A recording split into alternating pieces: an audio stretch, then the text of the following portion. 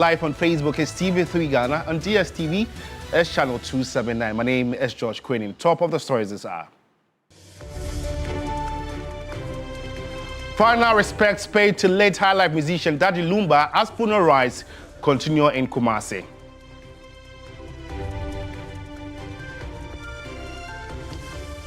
Also coming up this afternoon, Majority Chief Whip Roxanne Nelson Dapiamakos says he will yield to President John Dramani Mahamad's wisdom to withdraw the private members' bill sent to Parliament to repeal the OSP Act. And youth of Kwame Danso in the Bono East region call on government and security agencies to immediately restore law and order. Meanwhile, Judicial Service Staff Association JUSA calls for stricter sanctions against persons who attacked the court.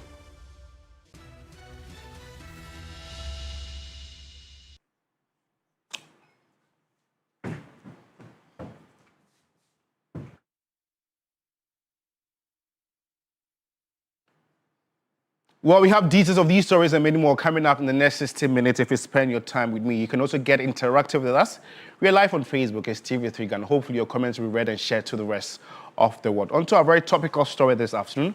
The final funeral rites of Ghana's legendary high life musician Daddy Lumba is going on as planned today at the Heroes Park in Kumasi, despite earlier uncertainties surrounding the event. Our Ashanti regional correspondent Ibrahim Abubakar will bring us more updates on this very funeral.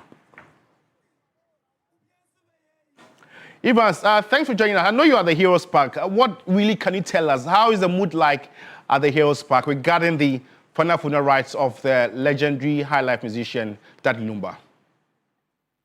Well, I can tell you that very charged atmosphere. There are hundreds of mourners have come from all over the country to come and observe the final funeral of Daddy Lumba. And they are even already done. They are about moving the body all the way to his hometown for the barrier. I've seen all his children representing those in Germany and other countries, and those in Ghana representing the funeral rites.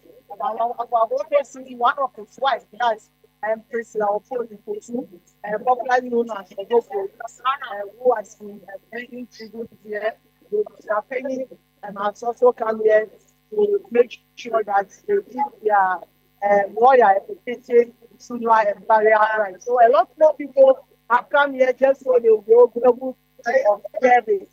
Just that there are so many people that were expecting that couldn't attend. But then we had the national chairman of the National Democratic Congress together with his regional executives representing the regional minister, also regional executives of the Youth Patriotic Party also represented. So for the family, it has been a successful event. They have achieved to give a befitting funeral rites to their beloved one. So from here, like I said, they will be moving the bodies to Nsukka, as his hometown, for the burial.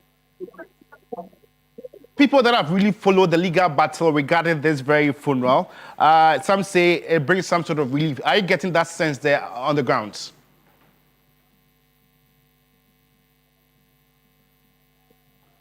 Ibrahim.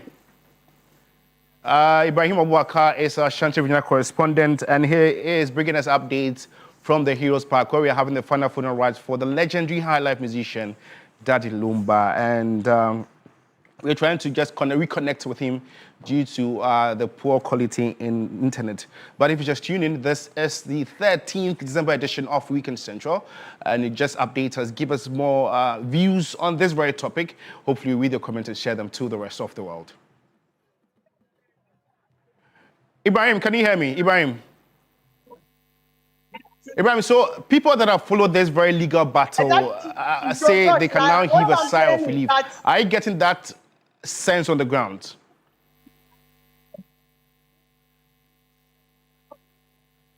Well, it's a mixed feeling here. Others are saying, but not for the legal issue in the back and forth. The funeral should have been triggered and what they are saying. Even though, like I said, hundreds of mourners have come here to pay their final respect. So people are so just hoping that at least the family will be united. You know, the other side is saying they also go to their funeral That's somewhere in March 2026. So you can clearly see that their supporters did not come here. So that division is still here.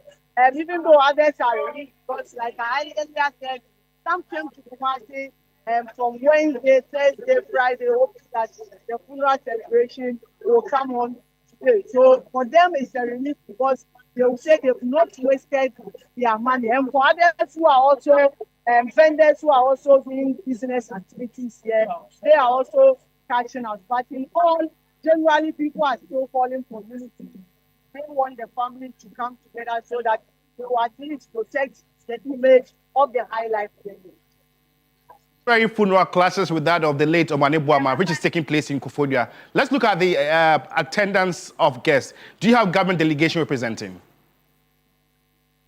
Well, so we've not had the people from the government, apart from the Ashanti Minister who was representing the president here. Then we also had the national chairman of the National Democratic Congress together with some party executives who came here, but they had to leave and attend to the Omane Boamah.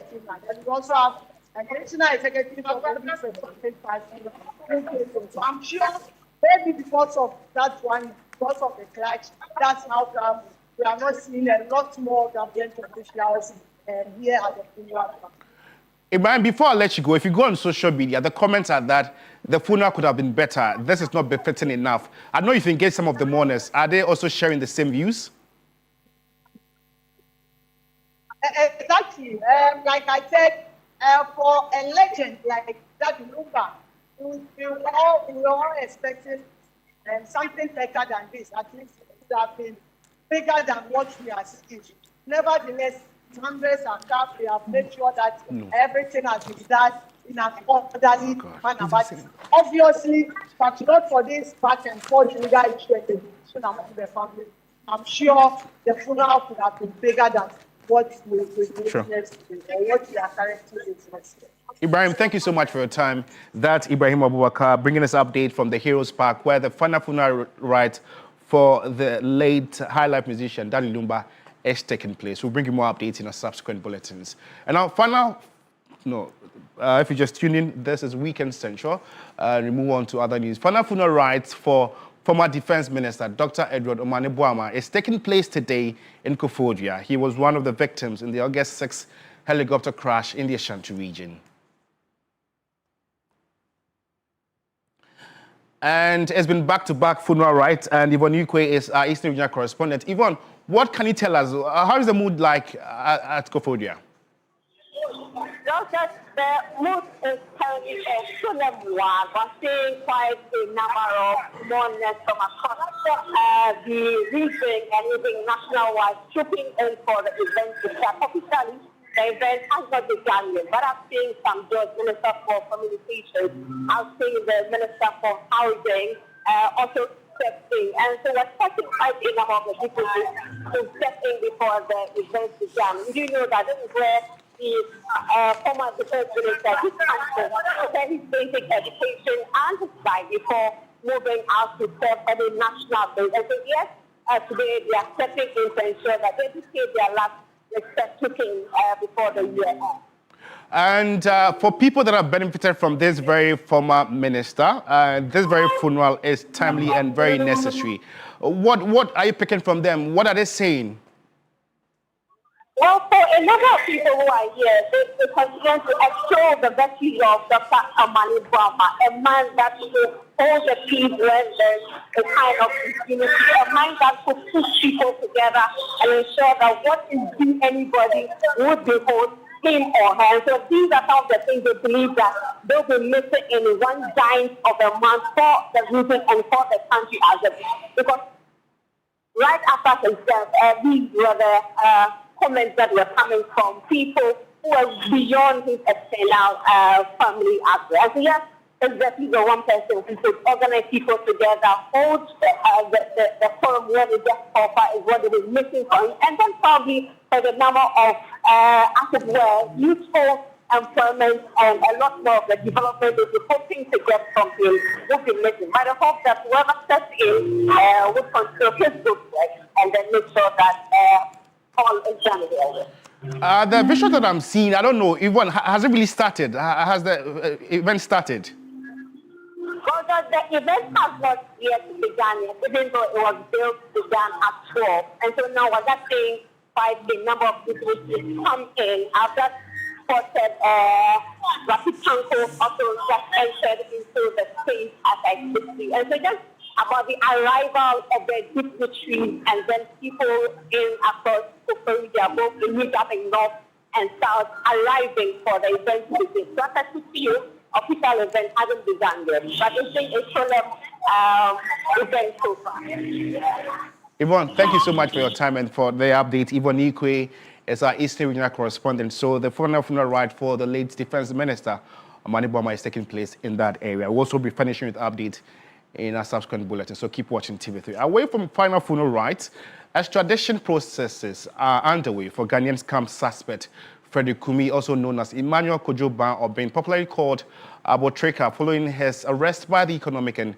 Organized Crime Office, ECOWAS, and a multi-agency task force. And in a statement issued on Friday, ECOWAS confirmed that the suspect will be extradited to the United States to face charges of conspiracy to commit wire fraud and money laundering conspiracy, offenses that carry a possible prison sentence of up to 20 years. The arrest, carried out on Thursday, December 11, 2025, followed several months of intelligence gathering and investigations by the task force. According to ECOWAS, Abotreka was a key member of an international criminal network that targeted early victims through romance camps across the United States since 2023.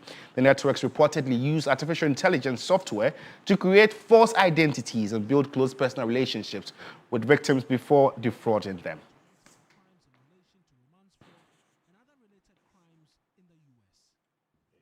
Meanwhile, Minister for Communications and Digital Innovation, Sam George, says that 3 more cyber fraudsters will be picked up in the coming days. Take a listen. You realize that just yesterday, one of my agencies, the Cybersecurity Authority, picked up an individual who is supposed to be successful. There's no peace with that kind of success. And there are 3 more we're picking up in the next few days because we're cracking down on cybercrime. And so cybercrime does not pay. But education is the only thing nobody can take away from you. They can take all you have. They can take your cars, your houses away from you. But what you know and what you've learned cannot be taken away from you. And so education is the priceless gift that a child can get from their parents. And so I urge all the young kids to take their education serious. I am living proof that education pays. You understand me? And to our teachers, like I pointed out to them, I urge them to be patient with the kids. Today's children live in a difficult world. The distractions of the internet and technology is enough to take them away from the classroom. And so we need to give them, we have to be patient enough to give the children the impetus to stay in the classroom. Let's still stay in the cyberspace. The Cybersecurity Authority, in collaboration with national security operatives, has arrested 32 Nigerian nationals during a coordinated operation at Cashew in the early hours of today.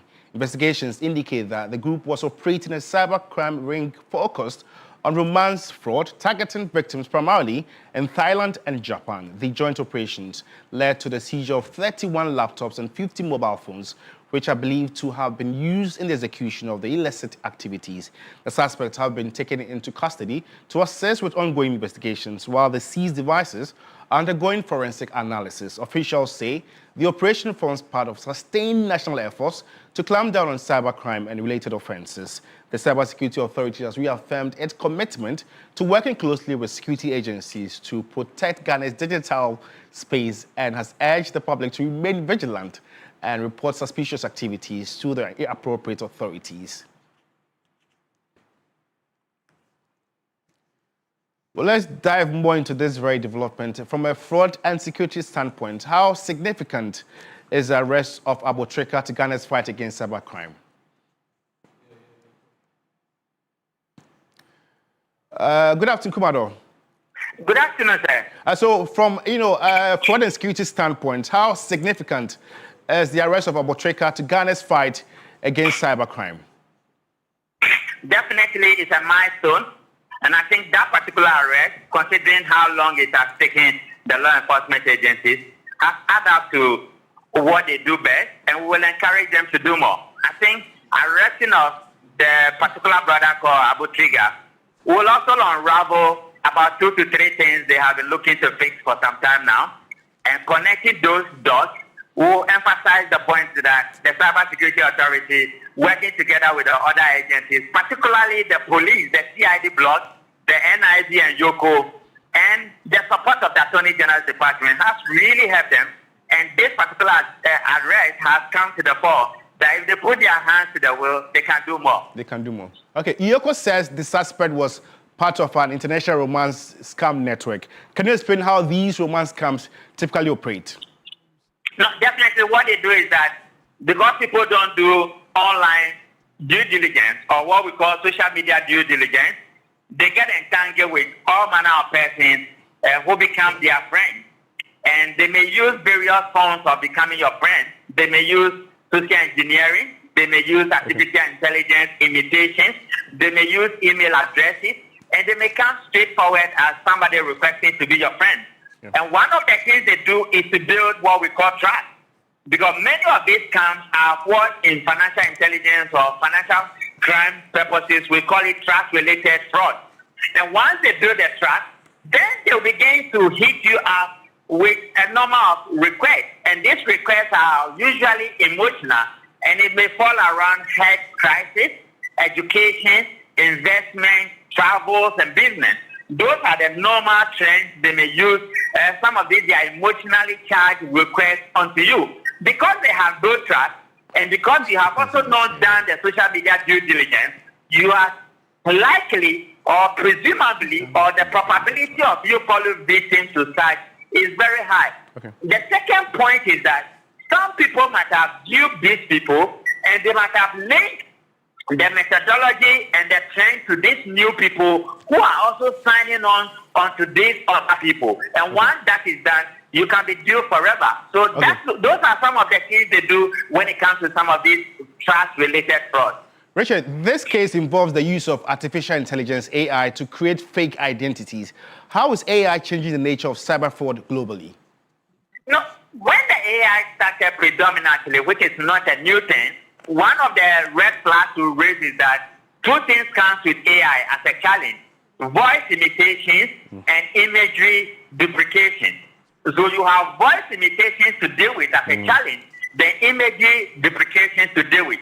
What nations all over the world have done is to institutionalize legislation or statutory regulations. And I think that is what Honorable Sam George is trying to do. Now, to clean up the cyberspace, you will need laws that match up with the current trend. And I wasn't surprised that Cybersecurity Authority is also putting in a bill to upgrade what we have predominantly. But I think by and large, artificial intelligence is a good thing. We will need guide rails, and we will need guidelines, and we will need a monitoring regime. Other than that, the nature of vulnerabilities it opens up within seconds has a tendency of creating many more multiplications or problems for people who may fall foul to effects of artificial intelligence. Richard, it looks like this is becoming a recurring issue, and some 32 Nigerians have also been nabbed somewhere in Cashew. So how best can we handle this? Number one, investigations have to be on top. Number two, give them the legislation to work it. Number three, let them build capacity globally. And number four, once the people are arrested, prosecute them. And number five, you will need the support of the Attorney General, who is the number one prosecutor in this country. And the number six is for government resourcing many of our security agencies, particularly those who are in the front line of investigations into this matter. And once that is done, you will be able to cram it down and minimize the effect as possible. Most people are leaving the government sector to the private sector because government is not paying well when it comes to the cybersecurity space. We will urge government to match up the payment system as it is with the private sector, and you will have many more experts coming into the space. And once you have them at the tip of their iceberg, they may be able to crack down some of these things and block them totally from our cyberspace. It will be fine. Okay, so Rich, before I let you go, this very development has ignited some sort of debate on social media. What do you say to people that says Ghana has failed the youth, and so it's a reason this has compelled them to engage in activities of the sort? Yeah, employment is a major issue. Unemployment is a major issue. Economic activeness is a major issue. Public education is an issue. Awareness creation is an issue. Irrespective of whatever the arguments are, I will wish we create a system where services are triumphant, young people are getting jobs to do, they are using their laptops properly and profitably, and they are using their bedrooms for economic activities that will generate the necessary income. And if they are affected by some of these negative influences on social media, you will have yourself to blame, because one day the law may come after you. But by and large, in the West Africa region, once they move from our brothers in Nigeria, they are definitely going to come here. And many of the harms we are seeing are people who have some of these influences that the heat is after them, and they are here. So we also need to put so much heat on them, irrespective of the arguments that are being laid on social media. Until we are able to do that, the next generation is in trouble, and it's going to be worse. Richard, thank you so much. It's always a pleasure tapping into your expertise on topical issues of this sort. Richard Kumado is a fraud and security consultant. Away from Ghana, let's take you to Nigeria. President John Dramani Mahama is attending the 68th ECOWAS Ordinary Summit in Abuja, Nigeria. The president will participate in the ordinary session of the ECOWAS Authority of Heads of State and Government, scheduled to take place on 14th December 2025 at the Presidential Villa in Abuja, Nigeria. The summit, which will feature a special debate on the future of the community, will bring together ECOWAS leaders to deliberate on key regional issues and priorities. Presidential correspondent Komla Puche joins us live from Abuja, Nigeria, for more on this. Komla, good afternoon. Thanks for joining us. And has the summit started? Or has the president arrived in Nigeria yet? No, not yet, but the president will be touching down in a couple of hours. He's en route Nigeria or Abuja from Kenya, where he has been in the past 48 hours, partaking in that celebration for the people of Kenya. But the focus now is on the sub-region, ECOWAS, and most of the leaders of the sub-region are arriving here in Abuja, getting themselves ready for that 68th ordinary session meeting of the heads of state. Mind you, just a couple of days back, the ministers met, especially on Wednesday, where they had their ministerial meeting, where overwhelmingly and unanimously they decided to back Ghana's candidature as the chairperson of the African Union. That is His Excellency the President. ECOWAS ministers of state have unanimously endorsed that the president should be the one to lead the African Union whilst they go into the next administration. Well, that's a different matter though, but the focus will be on ECOWAS now as the leaders are arriving this afternoon. The president will be touching down in a couple of hours to partake in this event, which is scheduled for tomorrow, the 14th. Would this likely going to feature in the deliberations? Well, the key areas that the ordinary session is supposed to discuss does include a pronouncement on the future of the ECOWAS community, then a presentation of a 2025 annual report on the state of the community, and a report on the regional security and ongoing mediation efforts in the political transition in the Guinea, and a review of the ECOWAS trade liberalization scheme. And whilst at this, I mean, we just had a couple of days ago, the issue of Benin became topical to the extent that ECOWAS had to declare a state of emergency. These issues would all be discussed at the high-level meeting of the heads of state, most of which may not be for the media to cover.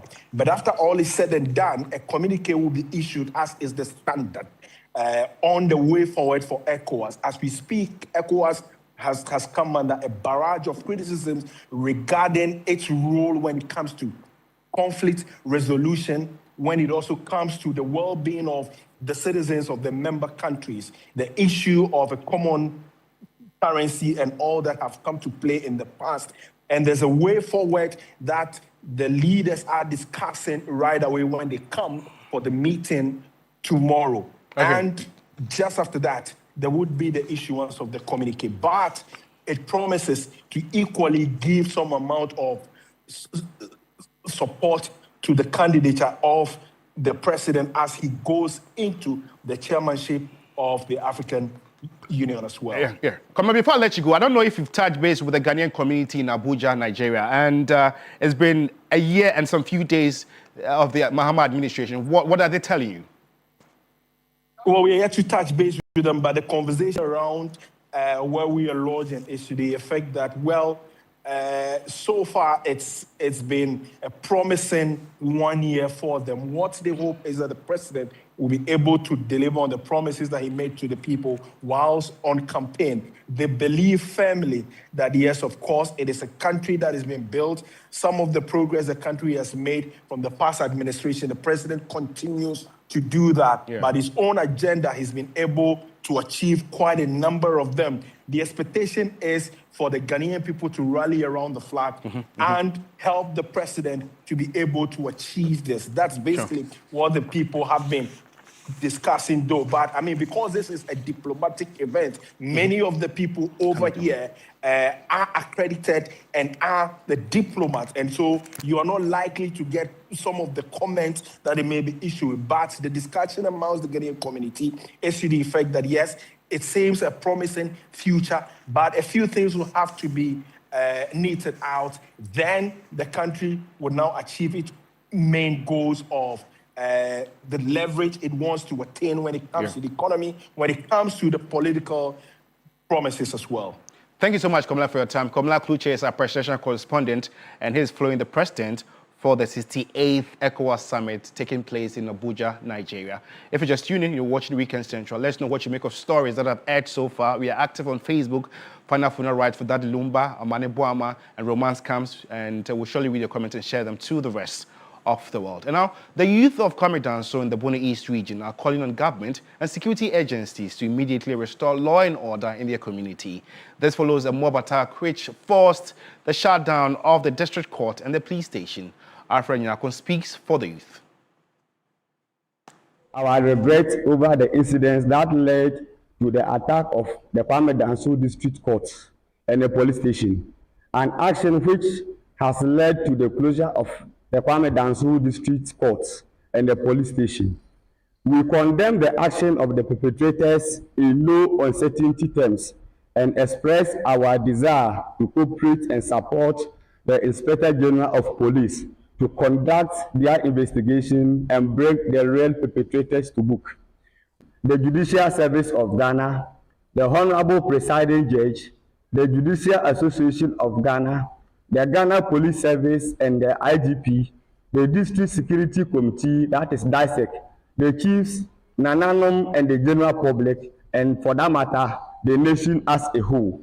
And we therefore condemn the attack of the court and police station by unknown persons claiming to be the youth of Kpandai.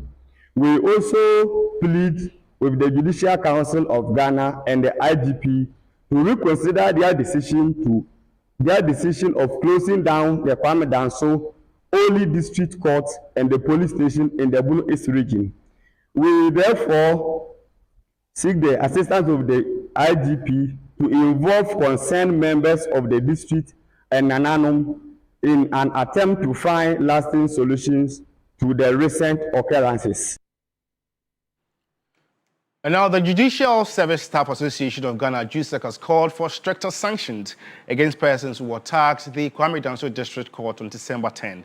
Chief Justice Paul Bafo-Boni on Friday, December 12, ordered the closure of the court. General Secretary of JUSEC, Abdullah Yakubu, says only stronger punishment for the culprits will deter future attacks. Take a listen. Taken by the Honorable Chief Justice is the closure which we called for and has been granted. We've read the police statement that the investigations are ongoing. We feel that the police statement is long overdue. We should have had this information on Monday, on 10th of this month when the incident happened. I don't know if the matter had not come to the public knowledge, whether the police would have issued a statement. And for 3 days, from 10th up to now, it's almost 3 days, and we expected that there should have been an arrest of persons instead of information that investigations are ongoing. I mean, they took the suspects to the police station, got the station officer to unlock the keys for the suspects to be freed by these hoodlums. Obviously, their faces are known to the police who were on site, and we think that there should have been some arrests made by the police by this time. But if the arrests are still not done, our expectation is that by all means there should be some arrest and prosecution of the perpetrators of the mob violence, so as to serve as deterrence to others. And this is not the first time. If you check 2023, there was a similar incident in Tamale. We called for enhanced security measures in the court. Of course, the district court in Tamale has now been renovated with perhaps some kind of enhanced security, but there appear not to be some kind of following through the prosecution to deal with the perpetrators. And this time around, the mob that attacked the court, we have been told, had earlier attacked the police station not less than 3 times. And if no action is taken against them, we are afraid that when the court is reopened and the police station is also reopened, they are likely to come back and attack them because there had not been any consequences for their prior violent and unlawful conducts. You're watching Weekend Central here on TV3. We're going for a quick commercial break. We're back with more news. Stay with us.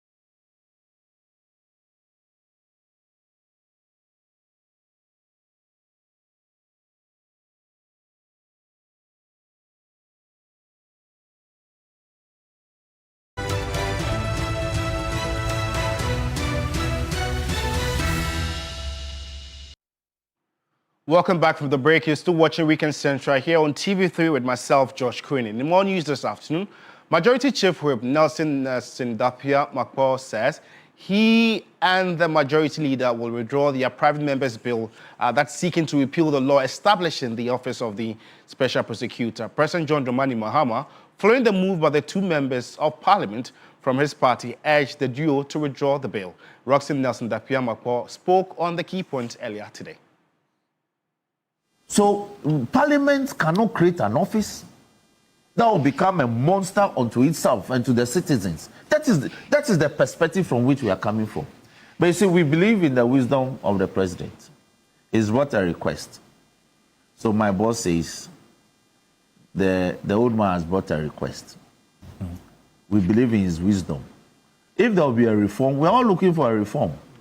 If he will perform better and bring better results, so be it. Otherwise, tomorrow it may not be us. It may be other citizens who will say, and there are other MPs who will say that if you read paragraph 3 of his request, he says that he believes this will encourage the OSP to up his game, to do better, to, to as it were. Urging him to. Yes, yes. Of course, it's an edge. If I want to do something, my senior brother Kofi says, no, Roxy, because of ABCD, tone down. But you listen to me. Oh, I would. Oh, I would. But ABCD tone down. But in that same vein, I am asking the person against whom you wanted to also take steps so that tomorrow it may not be inviting an action from you, but it may be another person. We all want the best from our state institutions. That's all. You see, that's why we create them. When we create you for a purpose, you must live up to it. Investigative journalist Manasseh Azuri Anwuni says he backs calls by President Mahama for two of his MPs to withdraw their private members' bill seeking to repeal the law that created the office of the Special Prosecutor. Take a listen.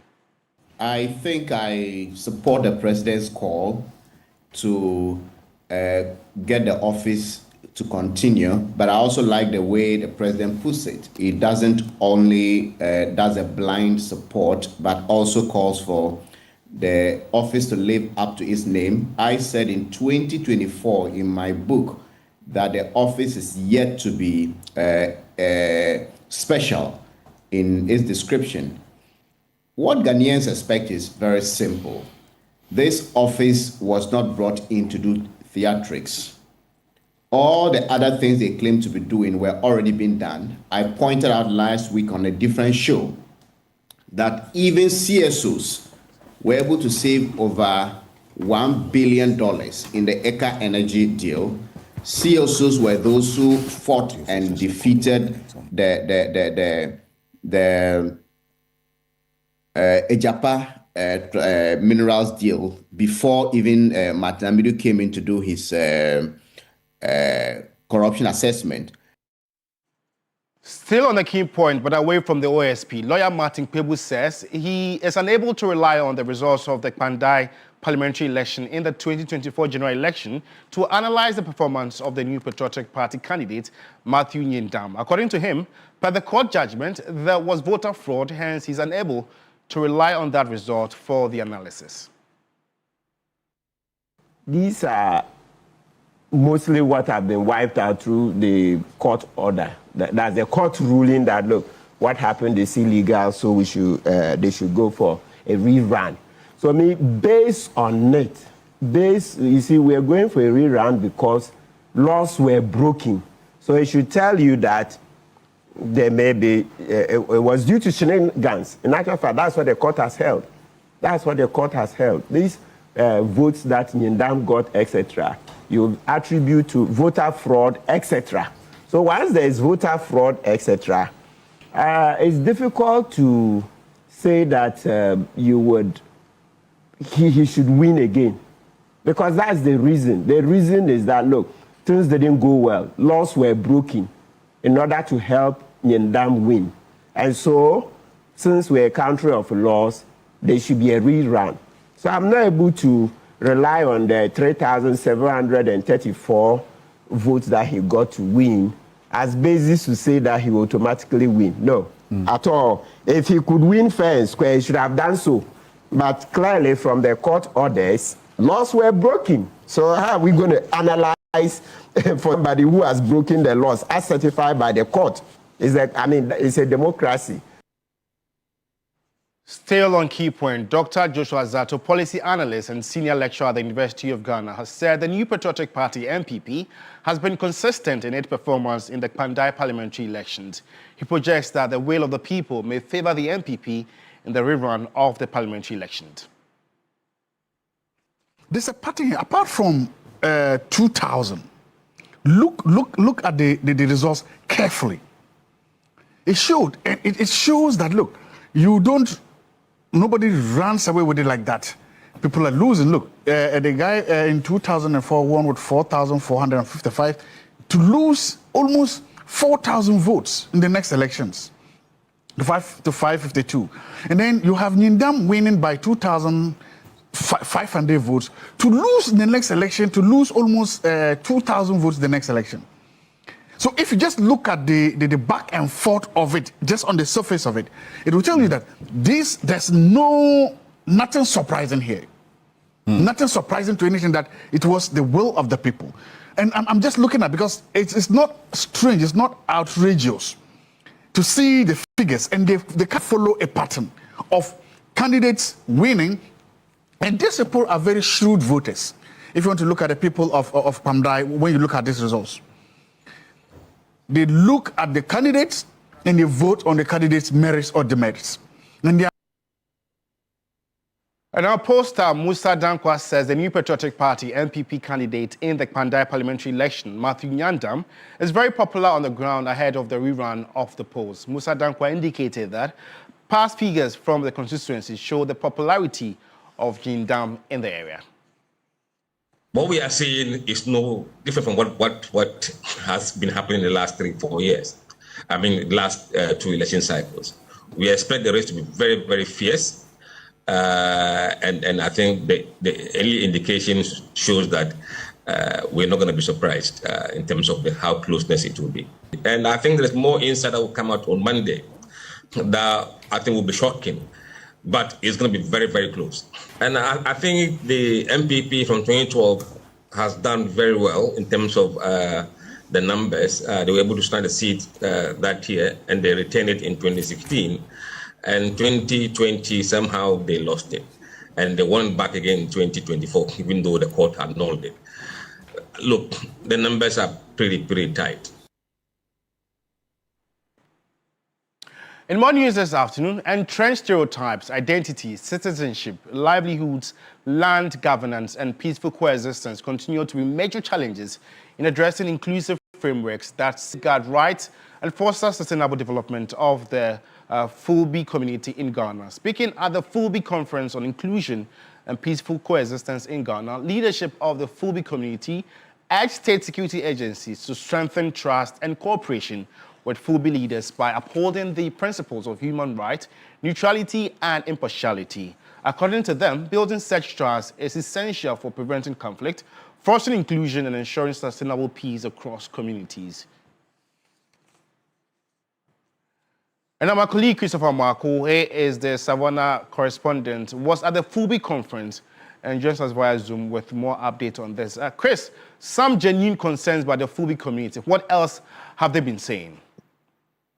Yes, so George, they've been talking about marginalization as well. You know that over the years, the Fulbe community has emphasized that when it comes to issues of community engagement, community involvement, they've been sidelined. And so they believe that it's about time that they are involved in every activity, every decision taken, so that the issues of stereotype, identity, recognition will be dealt with. We also know that, according to them, that the issues of media stereotype is something that is affecting them. Anytime there are incidents of crime, the Fulbe community is always singled out and mentioned as those who perpetuate those crimes as though they are criminals. And so they want all these things dealt with. Finally, they also want identification. You know that in the national identification processes that was embarked on, majority of the Fulbe community were left out. They believe that it's about time that they are also roped in, because when they go to access the Ghana card and other services, they are unable to, because they believe that they are left out. Let's take a listen to what their leadership have been saying. Recognizing the urgency of addressing entrenched stereotypes, marginalization, and conflict dynamics, we affirm our collective commitment to inclusive frameworks that safeguard rights and foster sustainable development. We acknowledge persistent challenges faced by Fulbe communities in accessing legal documentation such as Ghana card, birth certificates, passport, and health insurance. These barriers undermine social cohesion and fuel contestations over citizenship. We recognize the damaging impact of negative stereotypes that link Fulbe communities to crime and violent extremism. Chris, before you take leave of us, tell us how community members are collaborating with traditional authorities and other stakeholders to create an environment for inclusion.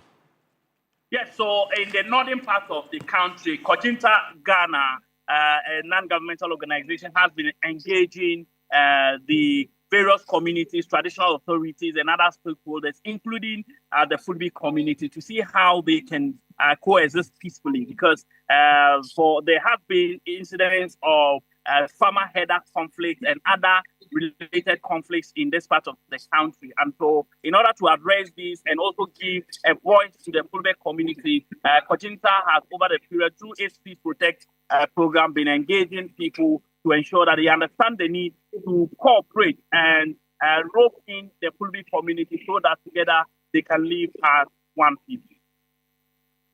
Thanks so much for your time. And that was Chris bringing us updates on the Fulbe conference, what they are calling for inclusive framework for a peaceful environment. So we're going for a second break. We're back with more news. Stay with us.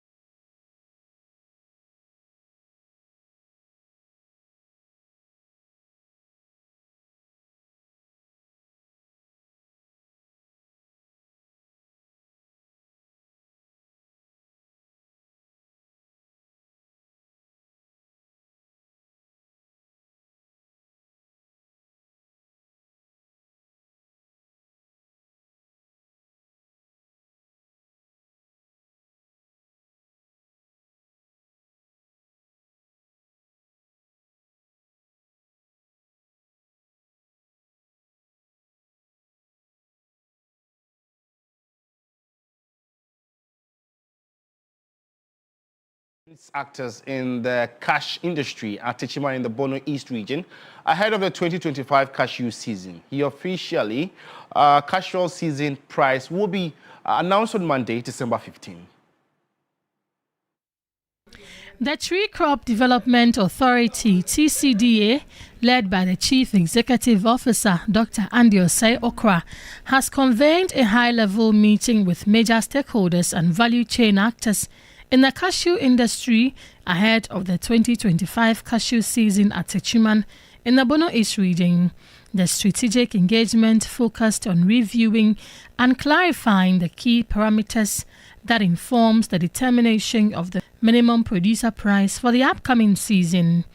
Industry players were taken through the major indicators, including global market trends, production forecasts, processing capacity, and quality standards that guide the pricing module.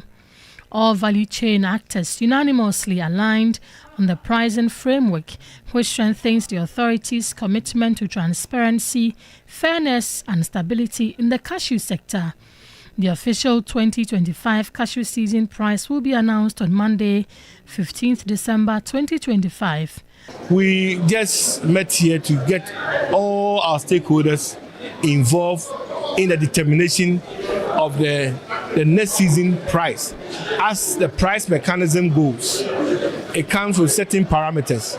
To have a transparent way of going about it, for them to be aware of the parameters. Dr. Okra emphasized that the collaborative approach marks a significant step towards streamlining the cashew value chain and ensuring a more predictable and profitable season for farmers, aggregators, processors, and exporters. They themselves are so happy, and they then believe that the process is transparent. It's not like any government has come and want to show off by giving high price or low price, but then to show a scientific way and to have it collectively decided.